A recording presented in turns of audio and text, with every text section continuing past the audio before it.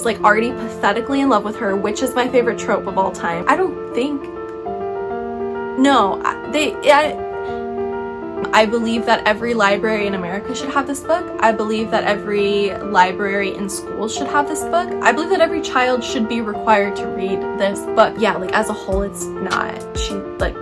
Yeah, I have problems with it. Hey y'all, welcome to a new video. So last month was June and I had a lot of problems with June. Okay, I was in a bit of a reading slump. I watched a lot more movies than I read, and I had a couple of videos that ended up not getting finished. So I had some projects that went kaput. Okay, so another thing that I forgot to do last month, not that I forgot to do it, I was not able to take the time to do it, okay, was I did not let y'all know everything that I read in May. Okay, I did not make a video of that. So what I thought I'd do for this month is do a video where I talk about everything that I read in May and also everything that I read in June. So it's like a 2-month reading wrap up, okay? Just go with it. It's fine. You'll be fine. I'll be fine. I'll try not to beat myself up too much about it, and you'll try not to beat me up about it, right? Okay, cool.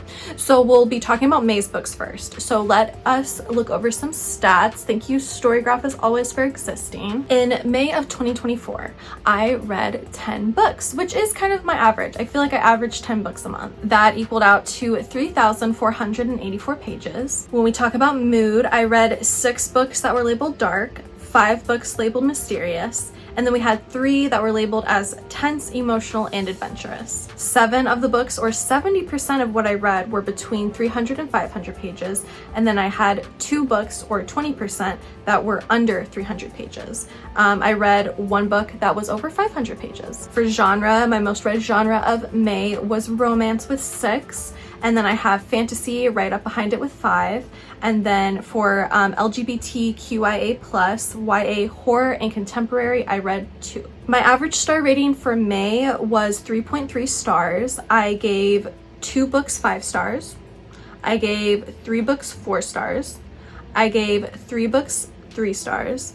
And then I gave 2 books 1 star. First book that I read in May was What Moves the Dead by T. Kingfisher. Okay, I can't wait to read more of T. Kingfisher's books, and I feel like I say this every single time I talk about her because this book is like 150 pages. She created a whole world, side characters, side quest, climax, plot, a language, and it was all wrapped up nicely, perfectly, well-rounded story, easy to understand, fun, adventurous, fantastical, in 150 pages. Like, I need to go to the School of Writing from T. Kingfisher. Like, I need her to teach a class on writing so I can take it, okay? Because that's insane. How did she do that in 150 pages? Like, what do you mean? I give this book 4 stars. Ooh, next we have Fingersmith by Sarah Waters. I loved this book. This book, I'm so excited to be able to put it in my favorite books of 2024, like favorite books that I read in 2024 list or video at the end of this year.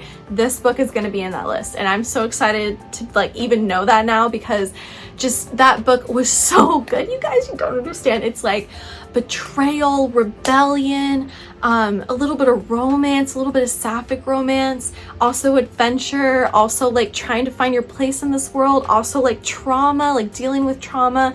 It was so good. I gave it 5 stars, and I knew from the 30% mark that it'd be 5 stars because it just the whole script gets flipped at 30% at the first third of the book, and it's just like, I knew it was gonna be 5 stars. I loved it so much. If you want a good recommendation, read Fingersmith. Read it! Okay, next we have Bride by Ali Hazelwood. This is my first Ali Hazelwood book. Is it gonna be my last? Probably not, because I don't like missing out on books, and she has written a lot of really popular ones that I still haven't gotten to yet, so I feel like I'll read her in the future, and I would love to just like see what her more contemporary romance books are like, because this is her first fantasy. It was good. Like, it was very fine. I didn't have a problem with it. I felt like the only problem that I really did have was that I felt like the sex was very embarrassing. Like, reading it, I was embarrassed. I don't know how she wrote that and didn't feel embarrassed, and I'm not talking about the nodding. Like, that's fine. Like, that wasn't even a thing. Like, I really feel like that could have been explored a lot more in this book, and it would have been really interesting and fun for us. But it's just like kind of mentioned and supposed to be like this hot topic, and then they go right back to having sex, and it's just like the language is just not my kind of language when we talk about that kind of stuff. So I have to say that the sex was very embarrassing. It made me blush a lot, and not in a good way. I gave Bride by Ali Hazelwood 3 stars. Ooh, okay, next I have The Library at Mount Char by Scott Hawkins. This is a book that I fear will stick with me forever, and I don't really want it to, okay? I was so conflicted about this book. I really was so conflicted about this book. This book is like, it's very violent, and it even has like sexual violence, and it's like geared towards children. Like, all of these terrible things are literally happening to children, but there's no like empathy in the writing. There's no empathy in what you're learning about. It's just like very direct and on the page, and like flat out, here's what happened. And it just, the fact that there was no empathy in the writing, and then like no empathy like afterwards, it's just like, it was hard for me to grapple with that. I think that I need empathy in books when it comes to violence and sexual violence, especially involving children. Like, I don't know where he got off writing some of the things that he wrote. There also is a moment where like halfway through the book, for like 100 pages, one of the characters goes on a side quest with a lion, and it drug on. Like, it put me in a reading slump. I had to put the book down for like a couple of days before I could pick it back up, because it was, first of all, I had an icky feeling, I won't lie. And then also we had this whole side quest that meant nothing to me. Like, really, I don't think it meant much to the story either. It felt like this book had not been fully edited, or either he was his own editor. I don't know. It disappointed me in many ways, and I think that at the end it really redeems itself for the most part. I wouldn't say it really redeems itself, even though that's what I just said. I just mean that it has a good ending. Like, those final like 3 chapters really had me by the throat, okay? I still gave it 1 star, okay? And the thing is that I gave it 1 star because that was my reading experience this time reading it. I feel like if you were to reread this book and read it knowing what you know about everything that happens at the end, it will be a different reading experience. You will enjoy it a lot more. It'll be easier to understand and easier to read also. It's one of those books that, like, if you didn't read the synopsis on Goodreads, you would not have any idea what's going on in this book. I eventually, halfway through, had to read the synopsis because I was like, what's going on, guys? And that helped me. Oh, okay, I get it now. I get what we're doing here. I felt like, you know, that was kind of necessary. And when that happens in books, I don't like that. I like to be able to learn it on my own, but not like wait till the very end of the book to actually know what an inkling of what I've just read for the past 500 pages is going on. Anyway, as I was saying, I felt like my reading experience reading it for this first time and only time was a 1 star. I feel like if I were to reread it, which I will not be rereading it ever, I probably would enjoy it a lot more just because I would have better understanding of it, like better appreciation of everything that was actually going on. Like I said, this will be a book that kind of sticks with me forever, and I've already talked about it for like 5 freaking minutes here, so like I feel like a lot of people are gonna really like it. It really made me extremely uncomfortable, a lot of the things that were happening to the children. And I don't know, like maybe I'm becoming less cynical, I don't know, because normally I feel like that kind of thing, I just like brush over it and like move on with my life, but I don't know, it's really violent. But yeah, okay, we're moving on. I gave it 1 star. Ooh, speaking of empathy, the next book that I read was Perks of Being a Wallflower by Stephen Chbosky. Please forgive me if I'm mispronouncing that. Every time I am remembered that he also directed the movie Perks of Being a Wallflower. What an icon. What a multifaceted icon. I think that this is like my first reread of the year. I don't reread a lot of books because there's so many new ones that I need to read because I'm like new in the reading game, okay? I spent like 5 years never picking up a book, okay? So there's like a lot that I have to catch up on. Yeah, this was my first reread in years, I would say. I feel like it's been years. I adore this book. I need to own it. It needs to go on this bookshelf over here, okay? I believe that every library in America should have this book. I believe that every library in schools should have this book. I believe that every child should be required to read this book, okay?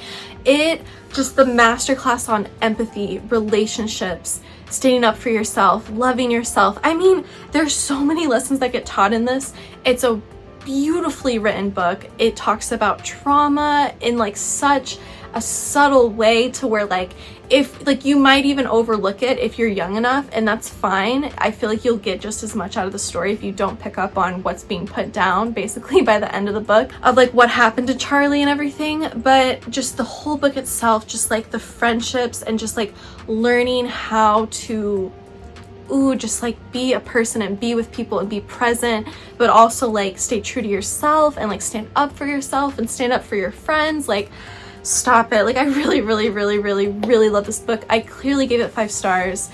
Beautiful, beautiful book. Next, I read How to Marry Keanu Reeves in 90 Days by K.M. Jackson. I have talked about this book too much. Even just saying that title kind of gives me war flashbacks because I had to read it for a video where I read like the highest and lowest romance books and in my TBR, and I'll link that down below if you haven't seen that video. Just it's like a more in-depth and like spoilery kind of review of everything. I also do no spoilers, like don't worry, you can skip to like where there's no spoilers. I'm just saying, like, if you want to know more about these books, or if you like are not interested in reading them, because I don't know why you would be, especially this one right here, watch that video. Anyways, I hated this plot. I hated the characters. I hated the motivation. I hated the dialogue. I hated the story. I hated the ending. I hated it. I gave it 1 star. It's about a girl who is stalking Keanu Reeves. That's it. She's trying to break up his wedding. Okay, we're moving on. I don't want to talk about it anymore. Next, I read Spells for Forgetting by Adrienne Young. This book is about a girl who, okay, it's about like a girl and a boy. A boy has left this like small town, this like little sea shanty kind of town, right? And he leaves town because he has been accused of murdering someone, and they find out that he, like, they don't have evidence to like convict him, so they like let him go, right? But he was like best friends / kind of lovers with our main character girl. This sea shanty town has like magic. All of the women in the town have like magic about them, right? And he comes back and things start getting crazy, things start going weird. And it's honestly so funny that it's called Spells for Forgetting, because I kind of forgot this book. Like, I don't remember, like, I remember some bits. Like, I remember this one guy getting his shit pushed in and he really deserved it, and that was really hot. I remember like the feeling of the town. Like, I remember this cozy but also like it's like stormy outside but you're cozy inside feeling. Okay, like that's how I felt about this book. So the vibes were definitely there. The one thing I didn't like is that the magic, it's not like witches, okay? It's not like paranormal magic. It's like, oh, if we put all these herbs in a pot and stew them for 5 hours, then you will have a love potion. You know what I mean? Like, that's the kind of, which, like, in a sense is witchcraft. Like, I understand that, but for some reason it just like, it never like gave a magical sense to me that was more than just, oh, I'm putting these herbs in this pot. You know what I mean? Like, there was never, I don't know, it could have been better in that regard. I wish that there had been like a better magical like essence to it, but there wasn't. So what did I give it? 3 stars. I give it 3 stars. It's like there's like a big like mystery to it, but I still didn't really like, I don't know, I didn't, because you try to figure out like how the girl actually died because the guy who was accused comes back and all this stuff. I don't know. It was 3 stars. It was very fine. Next, I read Still Beating by Jennifer Hartman. I read this also for the romance video that I did, okay? This is a dark romance book, okay? So like check the trigger warnings. If you're someone who is triggered easily by certain subjects, like check those trigger warnings. I'm not gonna like go into detail here, but it's like, it's full of revenge, it's full of violence. I don't know, I really loved it. Like, I really loved how they used their trauma. It felt very realistic to me. It was like a romance story that I really believed in, which I think is rare, like especially for contemporary romance. It's not my thing, but this one I really liked it. I really ate it up and I gave it 4 stars. Okay, the next book I read was Shadow and Bone, book 1 by Leigh Bardugo. And okay, the gist of this one is that this girl finds out she has these magical powers. She finds out that she's a Grisha. She has to leave her childhood BFF, her childhood crush, to go train and go to the school where other Grisha are, and she's kind of like being betrothed a little bit, like sold off a little bit to this really powerful man who is like the most powerful of the Grisha, because she is also one of the most powerful of the Grisha. Like, she is found to have this sun summoner ability, which is very rare and like they've been looking for her their whole life basically. I really love they have to go to school and train kind of book, okay? Like fantasy, like, oh, we got to go to this fantasy school and like get better. I love that. Like, you know, stemming from Harry Potter, I'm sure that has just like always skyrocketed off for me. I've always enjoyed those books. This one, I do want to say that Leah's writing is amazing. It always has been, it always will be. This is not my favorite from her. I've read almost everything she has published at this point, like all of her big works, all of her novels, I've read those, okay? All of her series, I believe I've read all of them. This was not my favorite. Out of the whole series, I believe that book 1 is my favorite, the one that we're talking about here. Yeah, like as a whole, it's not. Yeah, I have problems with it. We'll get into it with the other books. I gave this first book 3 stars. Okay, and the final book that I read in May was The Savage and the Swan by Ella Fields. This was a Kindle Unlimited, okay, which I'm always really scared to read because like Kindle Unlimited, sometimes they don't hit, sometimes they should have stayed on Wattpad. This is not necessarily the case. I really enjoyed this book. Basically, the thing is too, is that it was all vibes. It was all vibes. I can't tell you a really good synopsis of this book.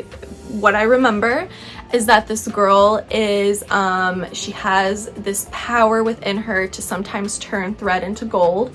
She is found by this queen and prince, and they're like, oh, come with us. You'll marry the prince. You'll become a princess. You'll save your family from like destitute. Like, she goes off to live with the prince, but then they basically lock her in a tower. They're like, oh, we heard you can spin thread into gold, so here's all these clothes, turn it to gold.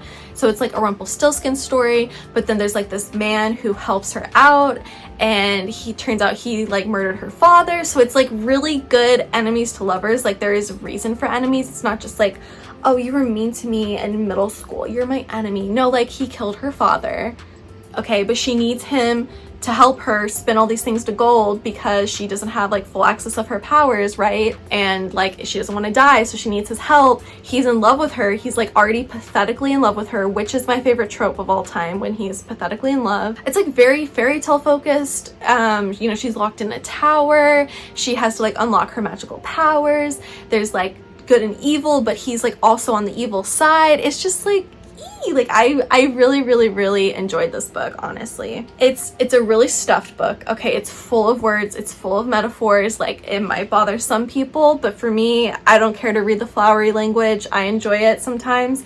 And I gave this book 4 stars. It's a really good like standalone romantasy book. Like, really, honestly, it's really good. I would very highly recommend it. Okay, so that's it for May. Thank you for sticking around. Now let's get into June. So last month I read 9 books. That equaled out to 3,097 pages. When we look at moods, I read 6 books labeled dark, and then 3 tense, 3 mysterious, 3 emotional, and 3 adventurous, and those were the most. Next, we have page numbers. I read 3 books, or 33%, that were under 300 pages. I read 6 books, or 67%, that were between 300 and 500 pages, and I read 0 books over 500 pages. I'm actually in the middle of a book right now that's like almost 700 pages. I'm like 60% of the way through it, and I couldn't finish it in time. So I did start reading a book that was over 500 pages, which is like, I don't know, I kind of have a little goal to like read at least a 500-page book a month if I can. It's just like, if it happens, it happens. And it didn't happen this month, but that's okay. I don't know why I'm talking about a book I haven't read yet. Okay, and then we look at genre. I had 5 books that were YA, I had 4 books that were fantasy, and 2 books that were labeled as a thriller. My average star rating, that's gross. That's reading slump material right there. I'm surprised I'm not in one right now. My average star rating was 2.67 stars. We had 3 1-star books last month. Oh God. I had 0 2-star books, and then I had 4 3-star books, 1 4-star, and 1 5-star. The 5-star book I literally finished at 11:30 p.m. last night on the last day of June. So I went the whole month without reading a 5-star book, barely even a 4-star book, many mid 3-star books, and 3 1-star books. Yikes. Okay, let's get into it. The first book that I finished in June was Don't Let Her Stay by Nicholas Sanders. This was a Kindle Unlimited book that should have stayed on Wattpad. It's a thriller about a crazy stepdaughter, and I hated it. I hated the writing. I don't know who recommended this book to me, but like, catch me outside. I'm so for real. Don't talk to me again. This book was bad. I think that the twist at the end, this is okay. I'm getting this confused with another book. I definitely saw this twist coming at the end. Okay, this one, not good. The main character was so stupid, like not even comically stupid, just every single decision was stupid. She did not know how to stand up for herself. Her husband is literally like gaslighting her. The stepdaughter is gaslighting her every single page, and she's just like, oh, maybe I am wrong. Maybe I am wrong about everything and I am crazy. Like, she never ever was like, no, I know my reality. You know, like, you guys are messing with me. What the heck's going on? It was just... Moving on, I gave it 1 star. Great way to start off the month. Next, talk about great way to start off the month. Next, I read Siege and Storm. This is the second book in the Shadow and Bone trilogy by Leigh Bardugo.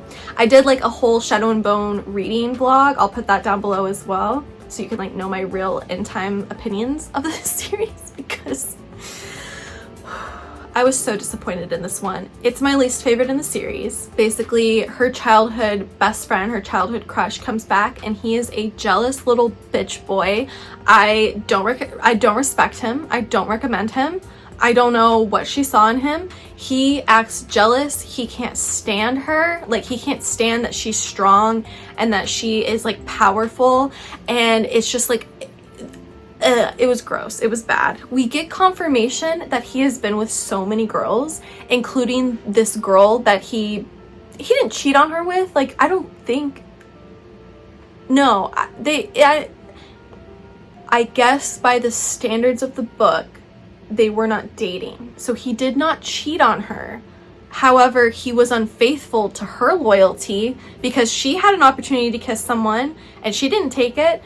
And he took that opportunity to kiss this girl who is kind of her enemy and sleep with her. Like, we got a confirmation that they sleep together. Pissed. I was pissed because you're telling me I'm still supposed to love this boy. Like, that's the point of the series, is that I'm still supposed to love this guy after how he just treated my main girlie, the most powerful girl in the world, who he can't handle. Disgusting. I was pissed. I was pissed. And then there's like another love interest that gets introduced, and then we still have the big baddie from the first book who, like, you know, he's like the morally gray villain character that like everyone was hoping, I'm sure everyone, at least I was hoping, they would end together. I was disappointed. I still give it 3 stars. I still give it 3 stars, okay? I think I gave all the books in this series 3 stars because, like, Leigh Bardugo's writing is actually very good, and there are a lot of parts I like about it. I just did not like the relationship that she was selling us at all. Next, I read Written in the Stars by Alexandria Bellafleur. Apparently, I only like contemporary romance books if they're sapphic. Don't know what that says about me, but I loved both of these girls so much. And that's exactly what it is. It's a sapphic contemporary romance story. One of them is an astrologist, one of them is like a businesswoman. They just like both had really good issues. Like, they both had really good, I don't know, like things to get over. They had really good hurdles to climb, and the writing was really good. They really like climbed the hurdles together. The relationship was believable. It was sexy. It was fun. Like, I had so much fun reading it, and especially after reading so many duds like back to back basically. I was very happy to read this book. I believe I gave it 4 stars. Yeah, I really loved the romance at the end. There wasn't any like stupid fight at the end. It was just like all very believable, all very like, they worked it out. Like, they worked everything out. There was good communication. It was just a really, really good story. I would recommend this romance book. I'm like still so disgusted that I read this book. I don't want to talk about it because I don't want to give anyone the idea to go read this book. I'm telling you right now, don't read this book. My recommendation is to not read this book. Don't pick it up. Don't give it your time. I feel disgusting giving it my time right now, but I also feel it's my duty to tell you guys what I read. I read Womb by Duncan Ralston. It's so disgusting that I'm not even gonna put a picture up because I'm not tainting my computer with like looking up the image. I'm not saving that to my desktop. I'm not giving you guys a visual. It's just gonna, that's the name of it. I already said the author's name as well, so that's all I'm gonna say regarding that bit of it, because I don't recommend it. I don't want it posted up here. It's disgusting. I'm gonna stop talking about that. Anyway, and why ever this was on my TBR, whoever somehow recommended this, whoever said something about this that made me think, oh, I would like to read that, you will be dealt with. You will be dealt with in court. It was just so disgusting, full of like, try hard, try to get a reaction out of you, which worked. Clearly, I'm very like peeved right now, but it just, ooh, like, it's like the kind of book to read when you're a total fucking creep and you've already read all of the total fucking creepy literature that's already out there. This is the kind of book that you'd read next. Okay, clearly not my thing. Okay, it was really not for me, and I will judge you harshly if this is for you. Okay, I gave it 1 star. If I did half stars, I'd give it half a star. If I could give a book 0 stars on Goodreads, I would do that. Next up, I read Ruin and Rising, which is the 3rd book in the Shadow and Bone trilogy by Leigh Bardugo. This is the final book in the series. It was very emotional. I was a little emotional. I hated the ending.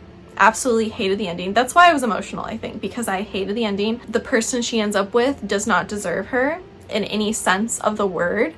I really, really hate that ending. I don't want to give spoilers. I gave spoilers in my like video, so if you want to know like my real true thoughts and like what I think about certain specific things that happen, go watch that video because I talk about it at length and I get mad at length. Basically, I gave this one 3 stars because Leigh Bardugo, your writing does not miss. There was like good closure for a lot of things. I liked how the Grisha were rewarded in the end.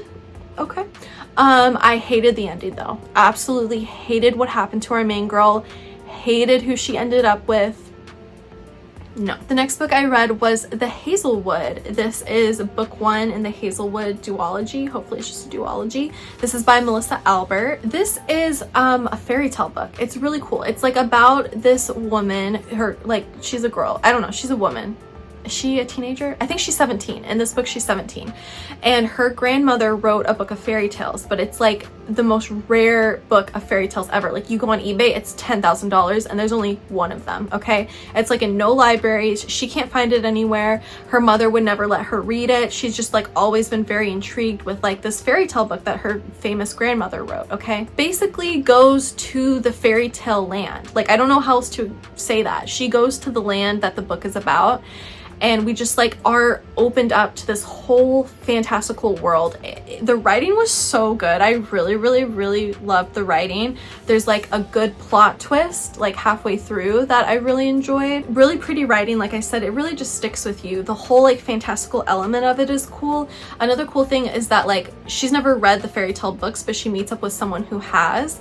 And sometimes he will give her like the story, like he'll tell her one of the fairy tales, and so that chapter is the story in the fairy tale book. So that was kind of cool. Like we get like, you know, not really a different POV. I guess that's correct. It's a different POV because it's like this fairy tale character, and then we go back to the real story. It's got like I said, a good plot twist. It had a good ending. I couldn't figure out why there was a second book, but I read it. The next book that I read, oh, I gave it 3 stars, by the way. The next book that I read was The Night Country. It's the 2nd book in the series, again by Melissa Albert. I couldn't figure out why there was a 2nd book because the 1st book ended so well. Like it was wrapped up, okay? But then when I read the 2nd book, I really liked it. Like I would have been fine without it, but now that I read it, it's necessary. Like it made me like the series a lot more. I could see myself rereading the series at some point in a few years and like really loving it and giving it like a higher rating, because I also gave the 2nd book 3 stars, but I could see myself upon a reread enjoying it a lot more just because I like know more about the world that we're living in. I know more about like the fantastical elements. It makes a lot more sense. I feel like I could read anything fantasy from her, like anything she comes out with in the future that's fantasy, I'll pick it up because I trust her writing in fantasy. She builds a good world. The language is beautiful. It's just like, very good, very fun. I give it 3 stars, like I said. Okay, we have 2 books left. I read One Little Word by Audra Michaelia. Please forgive me if I'm mispronouncing that, Audra. This is like a lightly Christian thriller based in East Tennessee, which, if you know, you know. 1 star. 1 star for terrible writing. Girl, I'm so sorry to be saying this to you right now, but nearly every sentence, it was making me grimace, roll my eyes, laugh in a bad way, saying, I was like, what the fuck? Like, every sentence, literally every sentence was bad. I will say the plot twist, or like when the other shoe drops, I didn't see that coming at all. Like, very good job, I guess. It still got 1 star because to get there was a chore. What this book is about. So this girl is a journalist and an author has passed, and she is trying to figure out the mystery of why and how she passed. Along the way, the author's like ex-husband, were they exes? I don't even remember, but her like husband, when you like ex-husband, whoever it is, they like then start a romance, her with the dead author's husband, right? Okay, so it's like, oh, is he in on it? Like, it was just like, I don't know, the mystery was good, the mystery was fine. There's like a lot of other characters. This source starts texting her being like, oh, if you look over here you'll find some clues. Overall, it was not well written, it was not well received. It got 1 star. Okay, I didn't write anything down about this last book that I read because, like I said, I finished it last night at like 11:50. I finished Little Women, you guys, by Louisa May Alcott. 5 stars. 5 stars. The only 5-star book that I read last month. It's just, I don't want to cry. Emma, please don't cry. Please don't cry. I read this book when I was young. I read it when I was like a teenager, and it was like good. I don't remember it a lot, but rereading it, like, it's crazy how like every chapter there's like a lesson, right? And it's like life lessons that like are important for anyone to learn. Like something as simple as like, if you do your chores every day, they won't build up. Like if you want a clean kitchen, clean your kitchen every day. Because if you wait till 1 day a week to clean your kitchen, it's going to be so dirty every time you clean it, right? So it's like little life lessons like that, you know, like don't shirk your work, put in your time to do your work, and then you won't have to do so much more work once it's like in your way or like someone's coming over. It's just like lessons like that. Also lessons in like not neglecting your loved one. Like when you have children, you still have to like spend time with your husband or your wife and make an effort, and then they will see that and make an effort for you.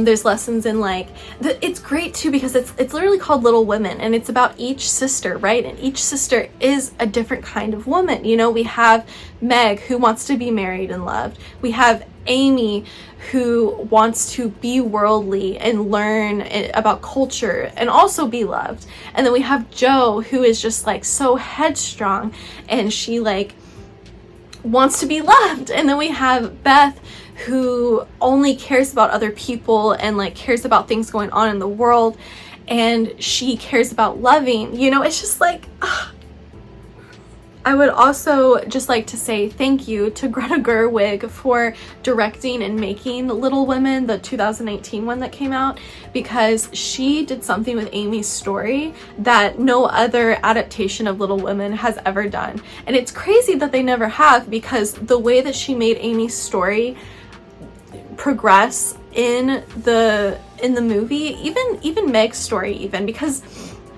it's just like all the other versions of this story is all about Jo. You know, it's just like she is the little woman, basically. But then in the book and in Greta Gerwig's version of the movie, it's about the Little Women. You know, it's about their strengths, it's about the things that they learn, and how like sometimes they learn the same things, sometimes they learn something different. It's just like, it was a really, really good book, okay? And I'm so thankful for Amy's story. I'm so thankful for the light that Greta Gerwig shined on her story, because it's so prevalent in the book. And it's crazy to have seen so many adaptations of this movie, because I've seen like 3 or 4, and it's just like nothing as comparable to the book or to Greta's adaptation, right? Okay. Anything else I want to say about this book? It was the only 5-star book I read. It like kind of got me out of a reading slump. Like I'm really excited to pick up more books for this month and keep reading, because I just like, It's great to read a book that is so good that reminds you of why you love reading. I'm sorry, I'm not like crying anymore. It sounds like my voice is breaking. I've just been talking for so long and I have no water next to me. So I'm gonna end this video. Thank you so much for watching. These are my favorite videos to make. I love making book content because I love reading books. So if you watched this video, thank you so much. Please don't forget to subscribe if you haven't and you'd like to see more content from me. Give this video a like if you liked it, and consider sharing my channel or sharing the video if you enjoyed it, or if you have any friends or family who enjoy reading and like reading content, like, I don't know, share my stuff. It'd be nice. I'd really appreciate it. I really appreciate all your support, and thank you again so much for watching this video. I love you so much, and I will see you in my next one. Bye.